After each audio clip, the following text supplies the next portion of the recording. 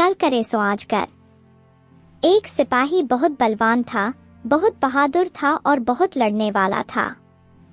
उसका घोड़ा भी वैसा ही बलवान, बहादुर और लड़ने का हौसला रखने वाला था। एक दिन सिपाही अपने लड़ने घोड़े पर बैठकर किसी पहाड़ी रास्ते से जा रहा था। अचानक घोड़े का पैर पत्थर से टकराया और उसकी नाल निकल गई। नाल निकल जाने से घोड़ा को बहुत कष्ट हुआ और वह लंगड़ाकर चलने लगा। सिपाही ने घोड़े का कष्ट तो समझ ही लिया, परंतु उसकी विशेष चिंता नहीं की। बस वह उसी सोच में डूबा रहा, नाल बंधवा देगा। इस प्रकार आजकल के चक्कर में दिन निकलते गए और घोड़े का कष्ट दूर न हुआ। अचानक देश पर शत्रुओं ने आक्रमण कर दिया।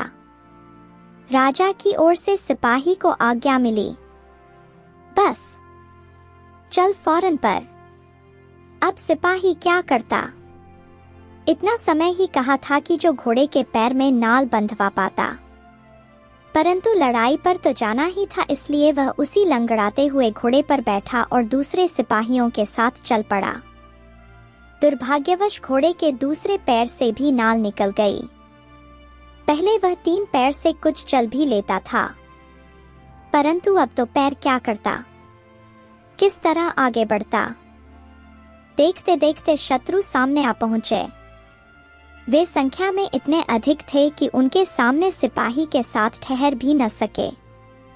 वे फौरन अपने अपने घोड़े दौड़ाकर लड़ाई के मैदान से भाग निकले, परंतु वह सिपाही कैसे भागता?